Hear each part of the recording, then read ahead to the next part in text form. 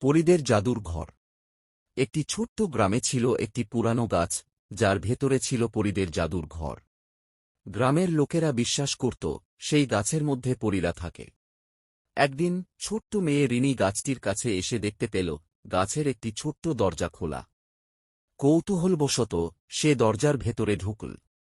সেখানে সে দেখতে পেল এক সুন্দর জগৎ, যেখানে পরীরা খেলছে, হাসছে আর মজার সব কাজ করছে।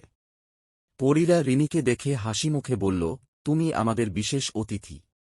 আমাদের জাদুর জগতে তোমায় স্বাগতম।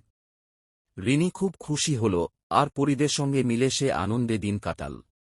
কিন্তু পরীরা বলল, তোমার সময় শেষ। তোমার বাড়ি ফিরে যাওয়ার সময় এসেছে।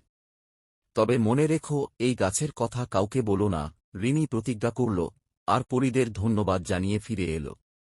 তারপর থেকে রিনি সব সময় সেই গাছের যত্ন নিত আর মনে মনে ভাবত, আমার দেখা স্বপ্ন সত্যি হল।